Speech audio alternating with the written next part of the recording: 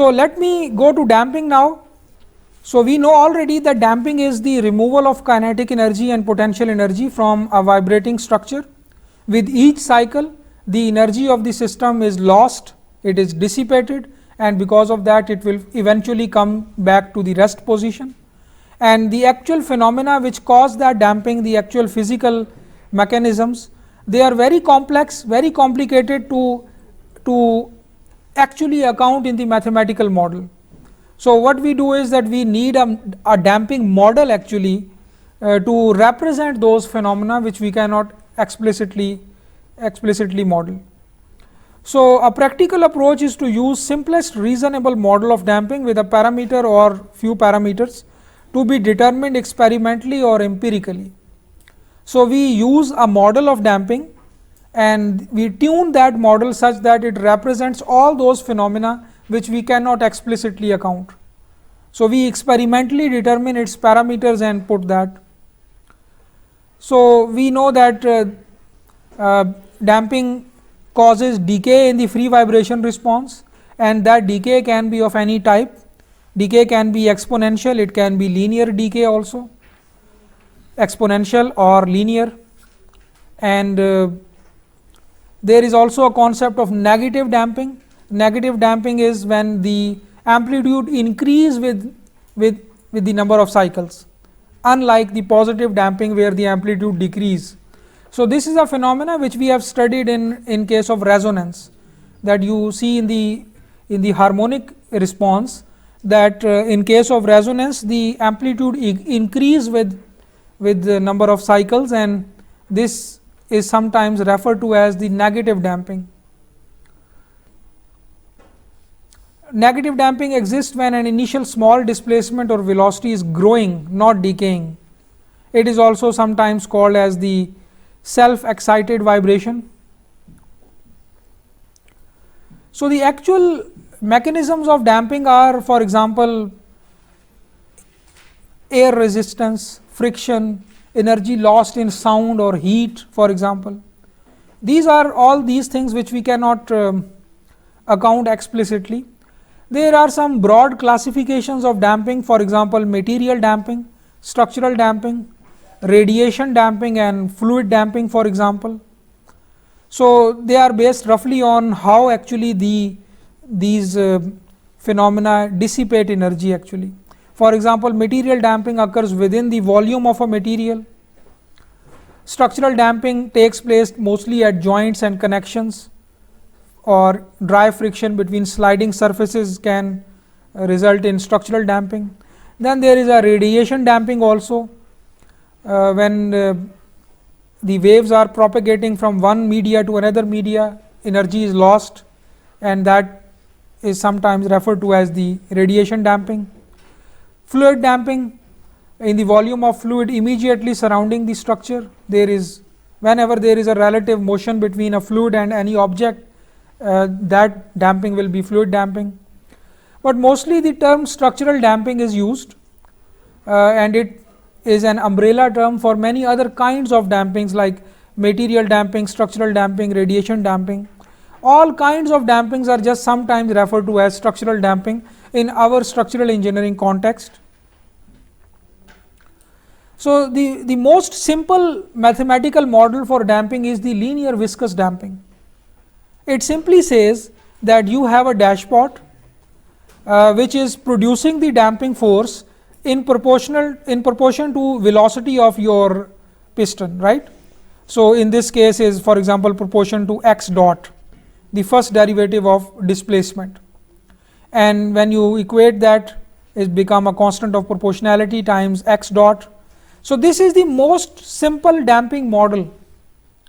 It's not that our real damping follows this model. This is an approximation which we have to account for all damping mechanisms.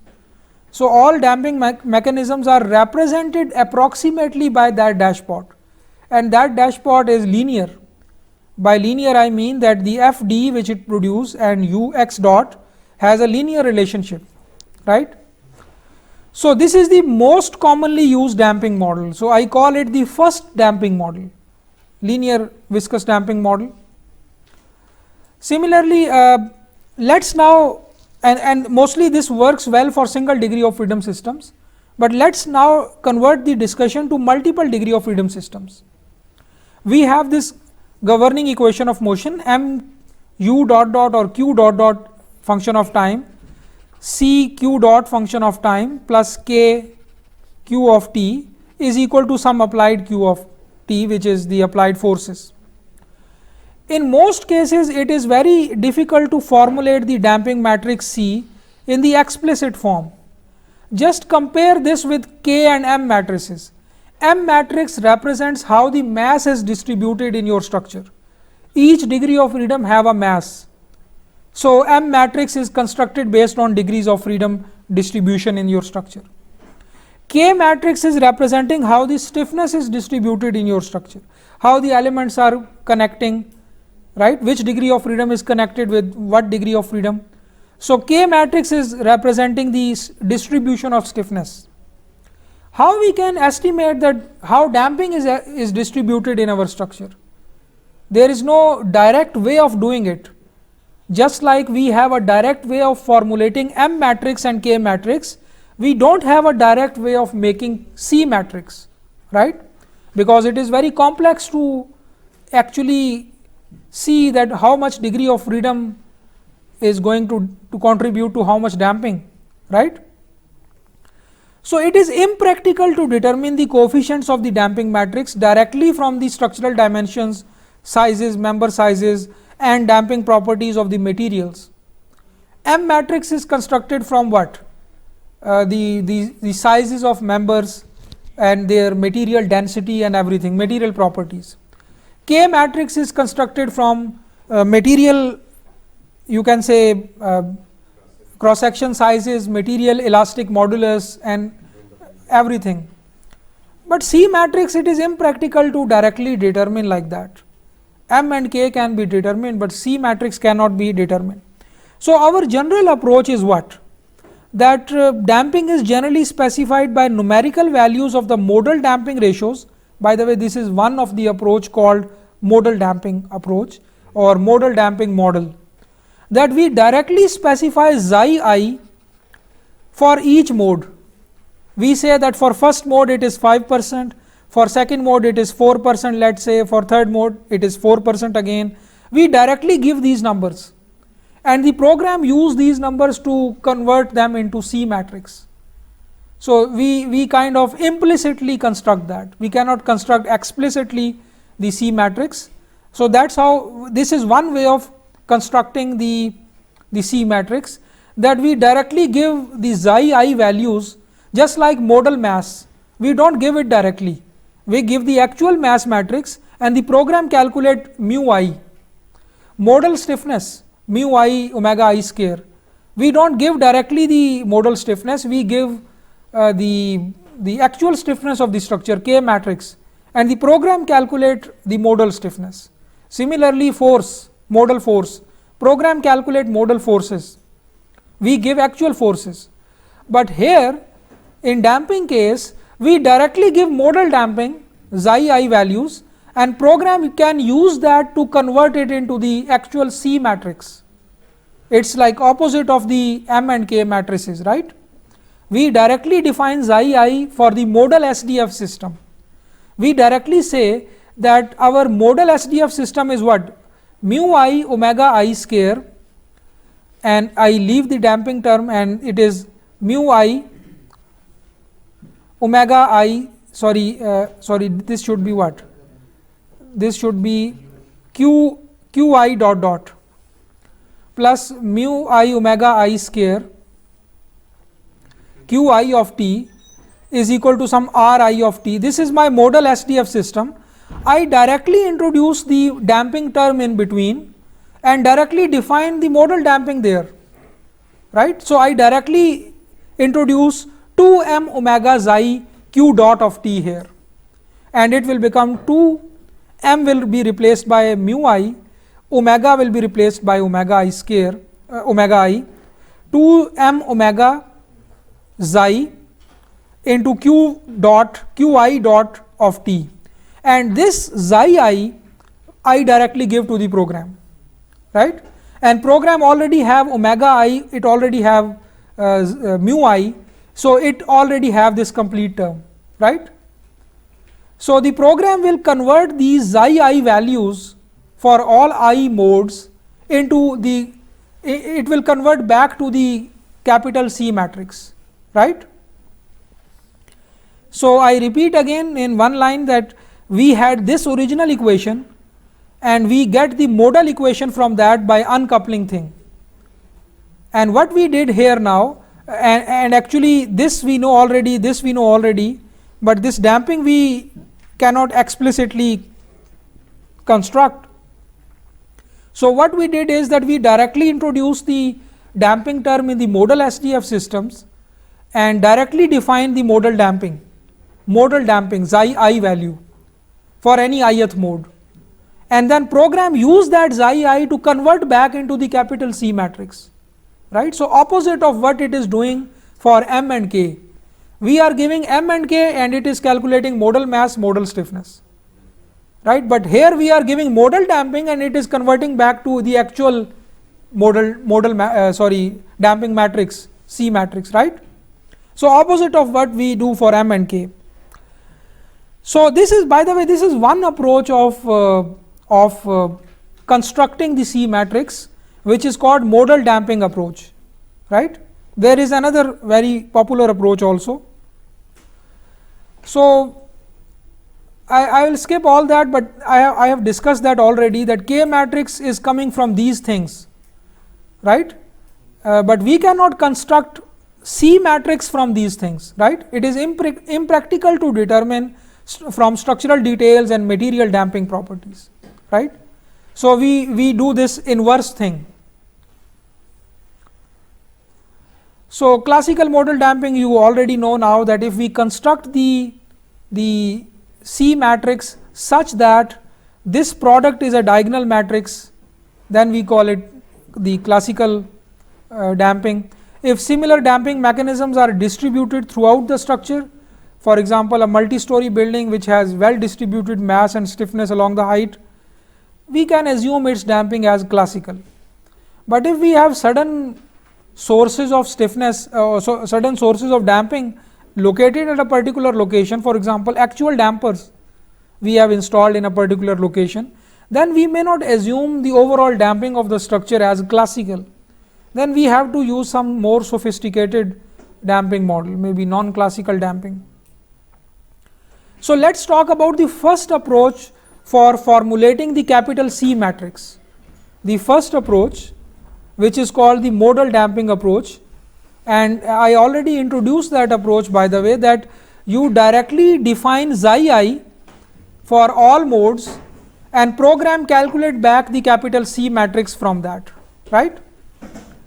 So this is the idea, that we know that we have the governing equation of motion mu dot dot plus cu dot, now the damping is included, plus ku is equal to some q of t. We perform that transformation, we get the uncoupled equations, and now we assume that we have the diagonal damping matrix also. I mean this square matrix is what? This is capital Phi transpose C into capital Phi again, right, and we assume that it is also diagonal. We are assuming the classical damping, and each term in that diagonal is what? Modal damping coefficient. Just like for single degree of freedom systems, you have mu dot dot plus cu dot plus ku is equal to some f of t. So this is damping coefficient for single degree of freedom system. So just like we are calling these diagonal values as diagonal masses, diagonal modal masses, modal stiffnesses, these are what? Modal damping coefficients, and damping coefficient is what? Damping coefficient is 2m omega xi. In our case it will become 2 mu omega xi, because mu is the modal mass, right. So we directly introduce this term in our modal SDF equation. This is what? This is actually small ci, let's call it modal damping coefficient, right, and it is equal to 2m omega xi of that ith mode, 2 mu omega xi of that ith mode. Now mu I is already calculated by the program from the actual mass matrix. Omega I is coming from classical modal analysis. Xi I is what you have to define as a user, and program will simply calculate back the capital C matrix. So we directly introduce a new additional modal damping term. This is modal damping term, and this is our now complete ith modes modal SDF system equation for any ith mode. Now damping is included also. This is classical damping, and this is based on an assumption that capital phi transpose into capital C into capital phi will be a diagonal matrix, right.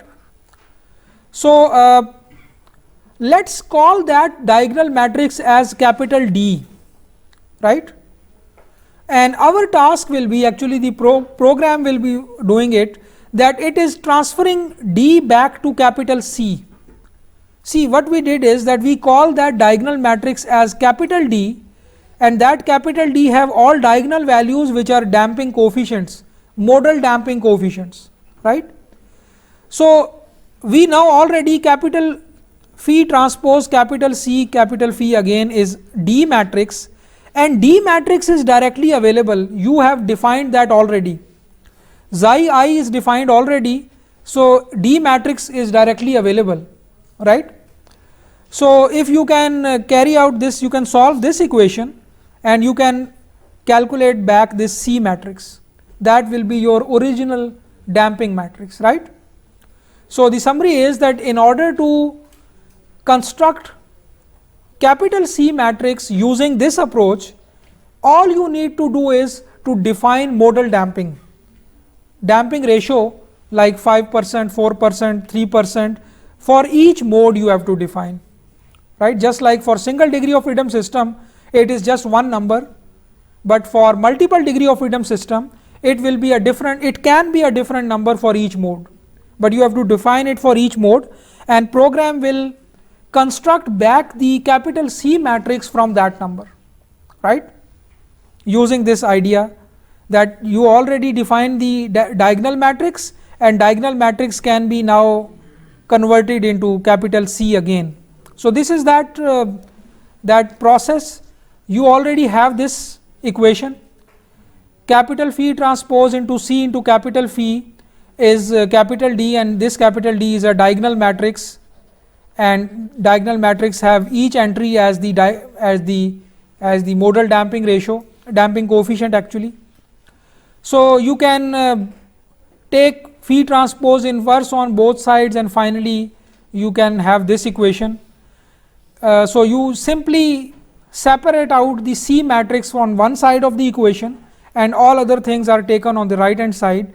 So this equation will directly give you C matrix. So you need to have capital phi transpose inverse times this D matrix times capital phi inverse, right. One simplification which you can do further is, because the inverse of the phi matrix is very complex, so one simplification is that you replace this with this whole thing. This I think you are already familiar, I used it once. So you use that idea, because inverse of a diagonal matrix is very easy, it is simply the reciprocal of all the diagonal entries. So inverse of mu matrix is very easy, so you perform those steps and finally get the capital C in this form. So if you use this form, let me call it as equation 1 for capital C, this is equation 2 for capital C. Equation 2 is more easy to apply because it doesn't include inverse, right. So you can carry out that whole multiplication, M matrix is given or available, phi transpose available, D prime is this thing, D prime is something, a new matrix, but that new matrix is still made from modal mass, modal frequency and modal damping, everything is known. So you can finally construct C matrix from equation 2 also, but the idea is same, that you have a diagonal matrix, you just transform that back to C matrix.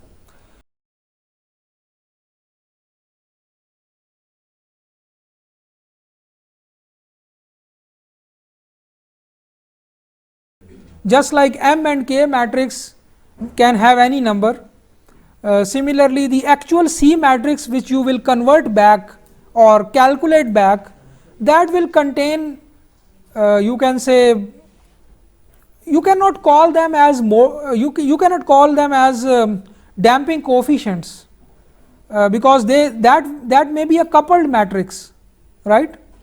So, because it can have entries not only in diagonal but anywhere, just like M and K matrices. So, the overall matrix can be called as damping matrix, but you cannot pick one particular number and call it as the damping coefficient for a particular story or damping coefficient for a particular mode. You cannot call that. That will be a whole matrix representing the distribution of damping in your structure. So, the idea is that the capital C for a structure, degree of freedom by degree of freedom, is determined from the modal damping ratios which account for all energy dissipating mechanisms. So, actually the accuracy of capital C matrix depends on how accurately you provide modal damping, right. So, the recommended values are available in different literature which guide you that what damping ratio you should use for which mode. Generally, when you do not know anything, people use 5% damping for all modes, constant damping for all modes. So, they fix xi I to 5% for I equal to 1 up till whatever, right. But generally different experimental studies have shown that different modes have different dampings, and that information may be accounted for if you provide different damping for different modes. So, the estimation of modal damping ratios obviously coming from the experimental test results, and different tables are available which guide you that what you should use for new buildings.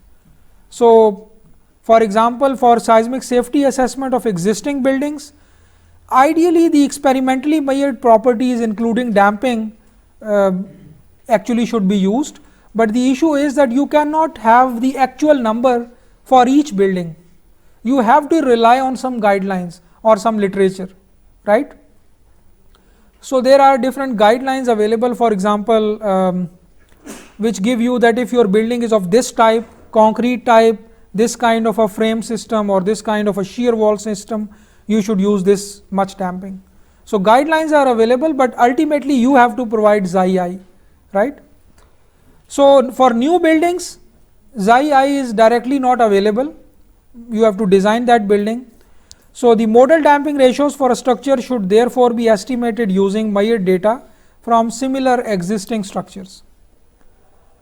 So, I will show you some guidelines, some tables which are available from different literature, which guide you that if your building is of this type, you should use this much damping ratio. Obviously, for timber structures and for heavily you can say heavy kind of reinforced structures, concrete structures, the number will be higher. For steel structures, metal structures, the number will be lower. Another kind of table. So, let me skip all that detail because I want to have a quick software demonstration also today. So, detailed tables made from experimental test results. You know, there is a free vibration test available. You hit your structure, install a sensor by the way, and then hit your structure, it will give you the free vibration response. You will record the rate of decay of that response, analyze that and convert it back to damping. So, free vibration tests of hundreds of structures have performed actually, and the damping numbers are available, right. Sometimes in different earthquakes also the sensors are already installed for continuous structural health monitoring. But during the earthquake, when the earthquake stops, the structure can still have several cycles of vibration, of free vibration actually, and the rate of decay of that vibration gives you the experimental damping value. So, let me skip all that information because I want to directly show you the second method. So, these are all from different literature. You can find the recommended values for different kinds of structures. So, this table actually has many buildings on this column and then different damping values calculated in percentage for those buildings. So the second method is called, the second damping model is called mass and stiffness proportional damping, and also called Rayleigh damping, right? Mass and stiffness proportional damping. The mass proportional damping is defined as that you construct directly the C matrix from M matrix. You apply a constant to M matrix and set the value of that constant such that the resulting matrix represents your actual energy dissipation or actual damping. This is the mass proportional damping, that you directly modify M matrix by a number. So there are several assumptions in this model, by the way, mass proportional damping. The idea is that wherever your mass is, your source of damping is also there, right? So based on that idea, you directly modify M matrix by a number and you will get the C matrix. Stiffness proportional damping means that you modify K matrix by a number and you just call it as C matrix, right? So the units of A0 and A1 will be different, obviously, because ultimately you have to make C matrix. So A0 will be 1/2 units and A1 will be second units. Stiffness units multiplied by second will become the damping units. Similarly, the mass units multiplied by the 1/2 units will become the damping units. So you can set A0 and A1 for your structure, and the program will simply construct C matrix directly using this idea, either this idea or this idea. But there is a combination also which is called mass and stiffness proportional damping, in which the C matrix is constructed as A0 M plus A1 K. So two different coefficients are given in this case, and the program uses M and K matrices to construct C matrix. So A1 and A0 can be tuned such that the final matrix actually represents your damping. So the whole discussion will boil down to what value we should use for A0, what value we should use for A1. Just like in modal damping approach, the whole discussion is boiled down to what xi I you should use, right? So this is graphically how the mass proportional damping will look like. That if you have 3 masses in your structure, 3 degree of freedom, each mass is now attached to a damper, right? And for example, M1 is multiplied by A0, and this will become the damping coefficient for first damper, damping coefficient for second damper, damping coefficient for third damper. So when you use mass proportional damping, when you perform this thing, that capital C is simply A0 time capital M, you are actually hypothetically attaching one damper each with one mass, right? Because M matrix is telling you how your you can say mass is distributed. So all the story masses are there in the M matrix, and they are being multiplied by A0, and your C matrix is constructed.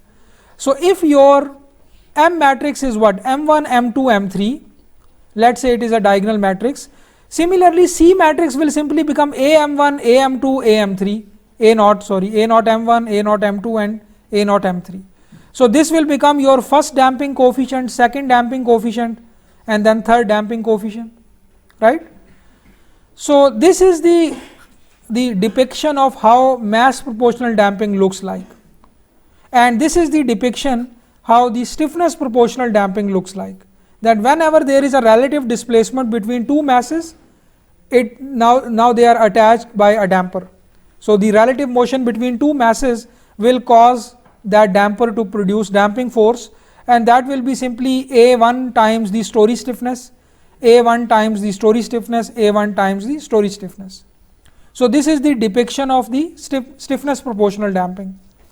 Let's first talk about mass proportional damping.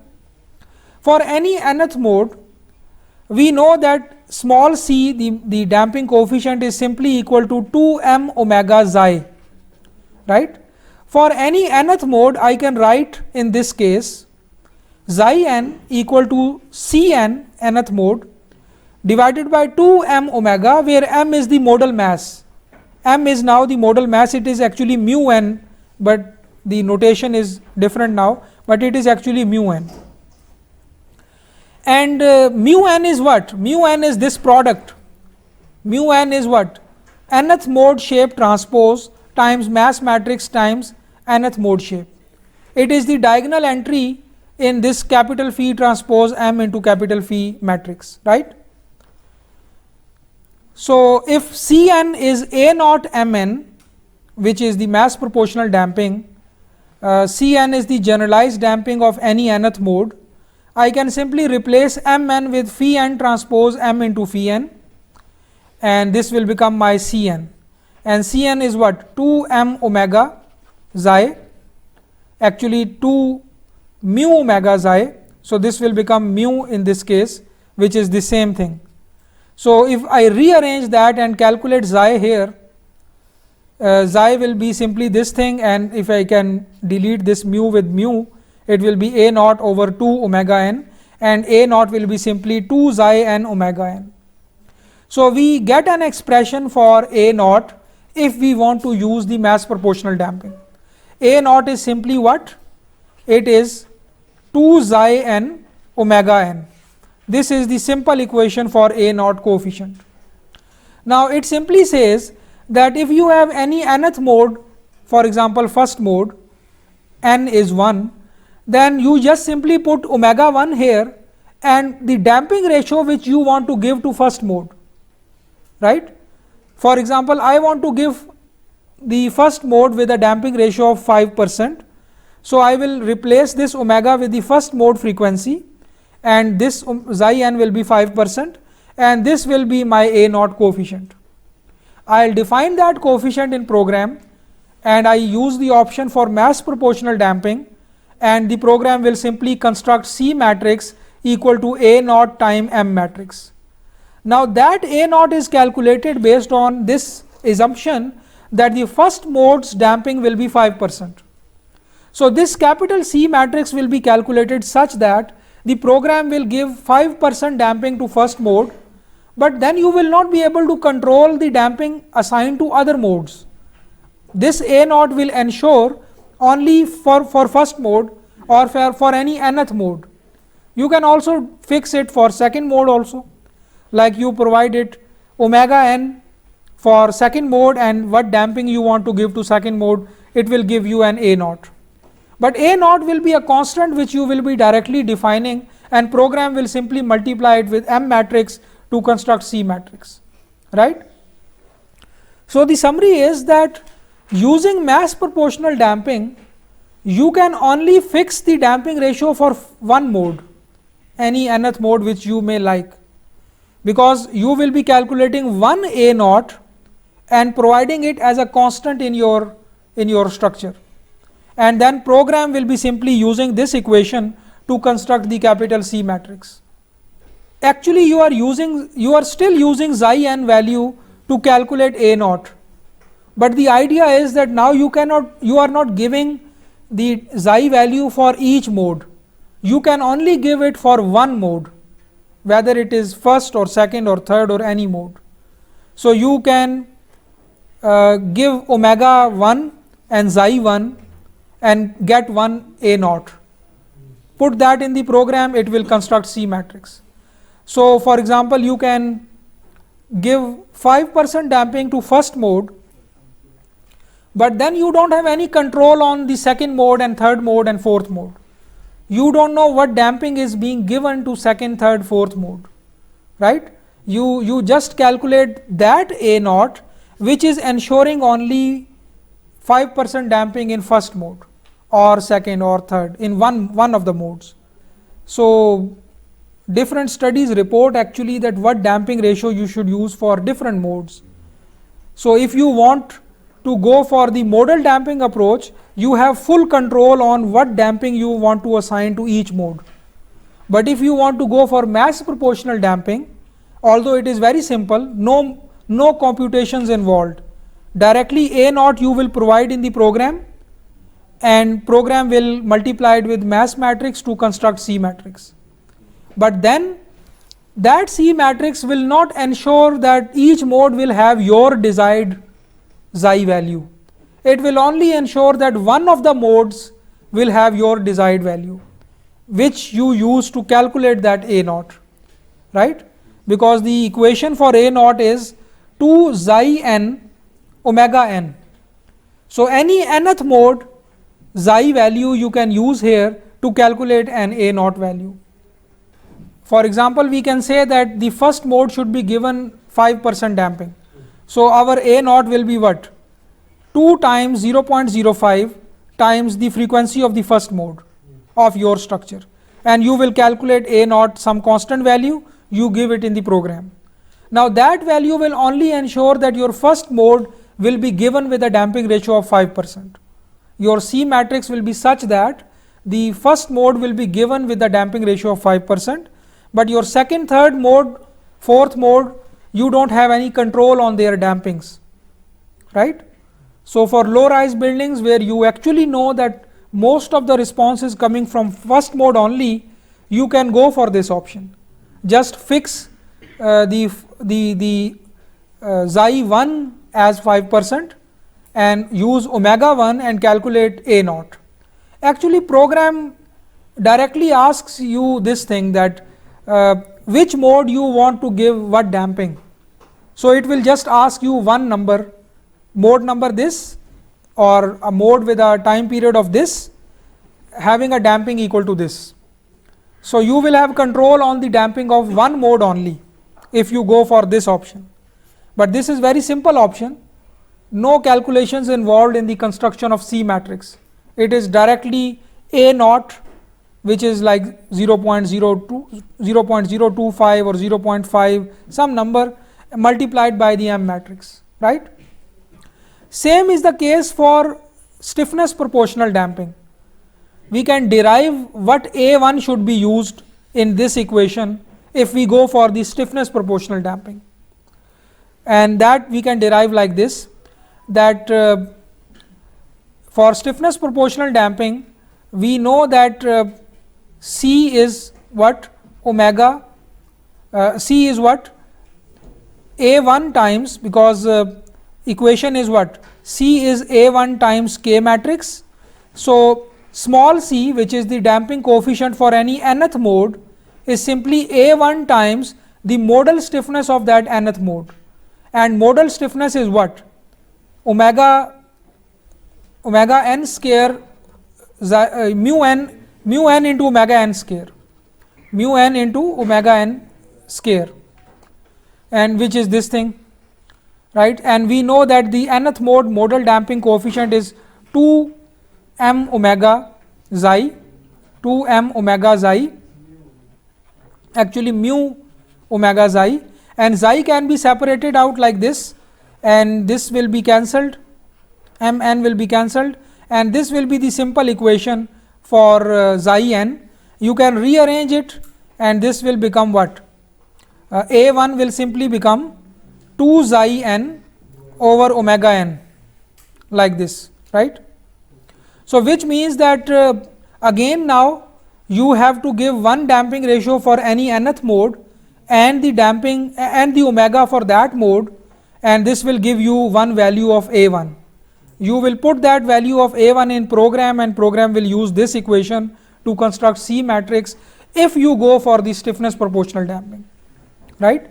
So again you have control on one of the mode, damping of one of the mode. So if you want to use stiffness proportional damping and at the same time you want to give 5% damping to first mode, what you will do? You will use omega 1 here, 5% here, and you will calculate one A1 value. That value you give in the program and it will multiply with K matrix to construct C matrix, right? So just like mass matrix, you will again calculate in this approach, you again calculate a coefficient, and that coefficient will be used to construct the C matrix. And both of these are actually basic approaches, or you can say crude approaches, in this sense that both of these approaches offer you control only on one of the modes. So mostly for low rise buildings, when you are not concerned with second, third, fourth mode, you focus only on the first mode, so you use that option to fix the damping of first mode, right, or maybe first mode or maybe second mode, depends on the type of structure. But there is a, you can say, combined version of this also, and that is called Rayleigh damping. That is the one which is mostly used. That is a real alternate to the modal damping approach, right? And in that approach, actually we construct the C matrix like this. We use one coefficient for M matrix and another coefficient for K matrix, and the program used this equation to construct C matrix. This is called mass and stiffness proportional damping or Rayleigh damping, right?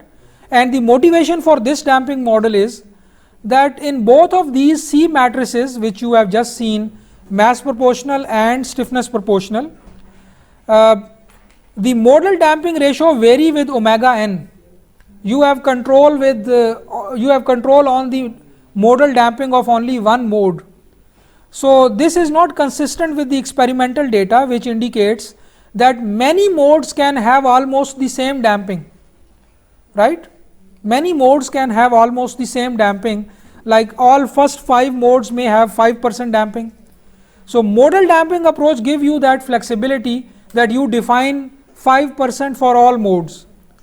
But this mass proportional damping and stiffness proportional damping, these two models will not give you that flexibility. So there is a combined version also, a step towards constructing a C matrix which is consistent with the experimental data. That is this approach, A0 M plus A1 K.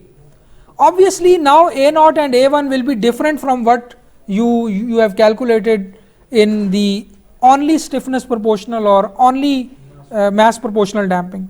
Let us see what they are in this case. If you carry out the same concept, this thing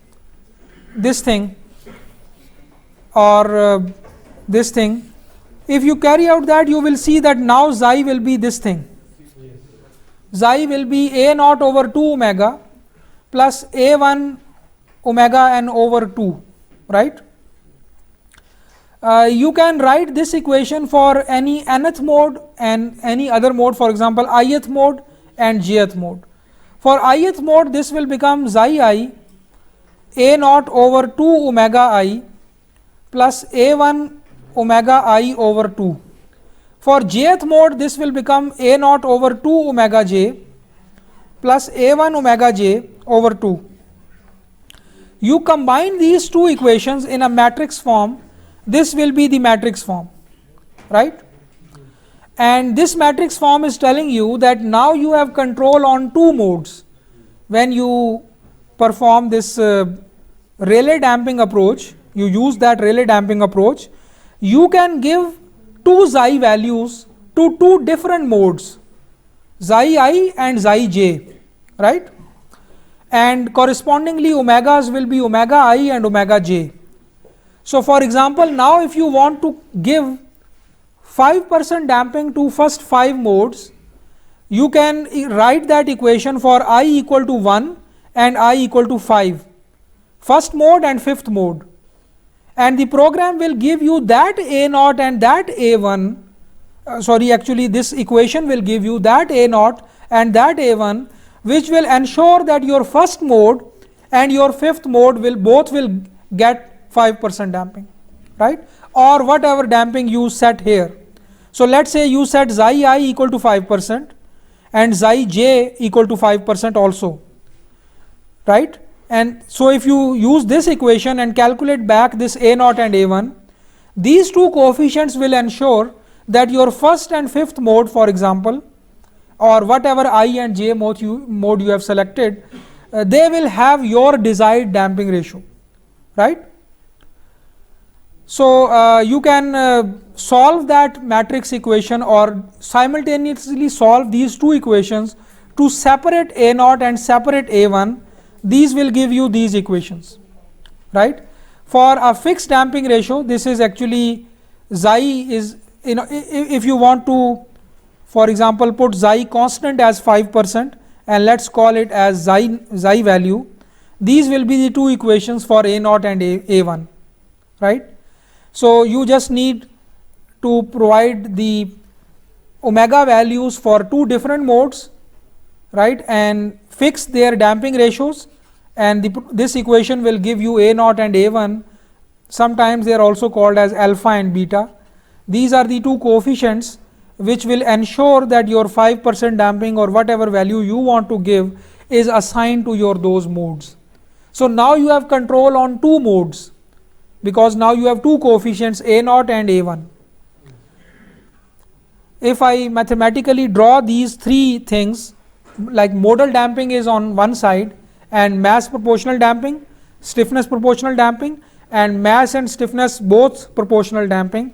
If I plot these three things, if I have xi I, xi n value on y axis and omega on x axis, for mass proportional damping this was my equation. So you can see here that with increasing omega it is reducing exponentially, right. Xi is reducing by increasing omega. Similarly, here in this equation, stiffness proportional damping, with increasing omega xi is increasing like this, right. So which means that if I fix 5% damping, let's say, for this particular mode, let's say this number 5%, and actually if I use this, for example, this will be my omega I or omega n value. Actually this will be omega n. So the line will be calculated such that the first mode or omega 1 will be given 5% if I use omega as omega 1 and xi as 5%. Similarly, for this equation, if I set omega as omega 1 and give xi as 5%, actually I am going for this point, right. So in mass proportional damping, you fix one, you just give one point and calculate A naught based on that. All the other modes will be given damping based on that line. For example, this is your mode 1, right. This is your mode 2, this is your mode 3, this is your mode 4. Now you can fix in the mass proportional damping, you can fix that first mode gets 5%, but at the same time your second mode will automatically get maybe 2%, third mode will automatically get maybe 1%, and then fourth maybe 0.5%. So based on that line, the program will automatically assign dampings for other modes, but you can have control only on one of the modes, can be first mode. Similarly, for stiffness proportional damping, you can fix one point on that linear line, and other modes will be given based on damping based on that linear line.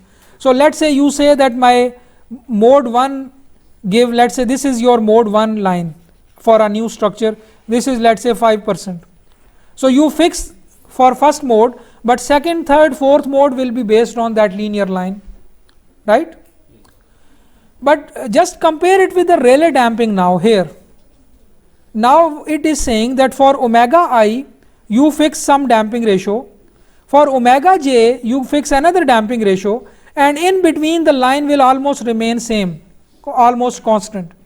Before omega I it will shoot up, after omega I it will shoot up, but in between that omega I and omega j the damping ratio will be almost equal to xi value, right.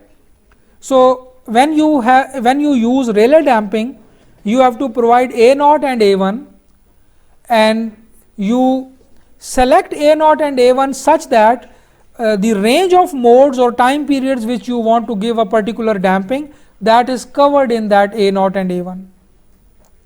So the last point is, with an example I explain that let's say my omega 1 is 5,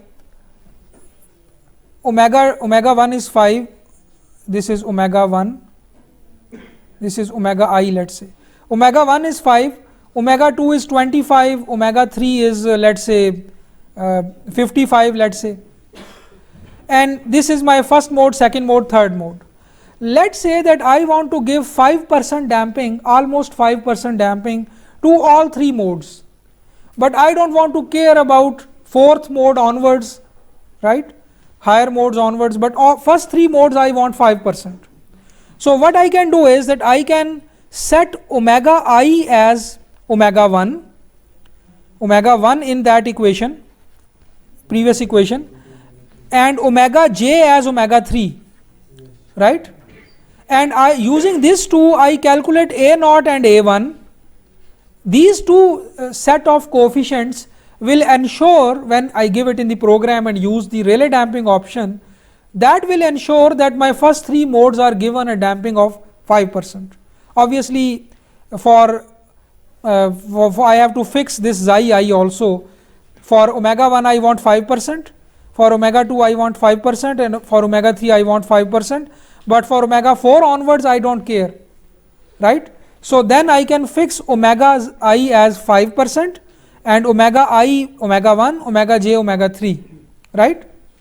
So using these two number, here will be my first mode, here will be my third mode, and both will be given with a damping of 5%, and in between will be my second mode, that will also be almost 5%, right, because in this range the equation is such that it makes this U shape, and in that range you will have almost the same number, right. So that's how you will ensure that your particular number of modes will get your desired xi I value, right. So this mass proportional damping or Rayleigh damping, stiffness proportional damping is one type of damping models. Modal damping is another type of damping model. In modal damping you directly provide xi for each mode and program calculate back the C matrix. In this model, program don't calculate back, program is given with coefficients and it directly use M and K matrices, manipulate them to get C matrix, right. So these are two parallel damping approaches, both of them are available in ETABS and SAP and all CSI products. I will have a demonstration maybe next time about them, right.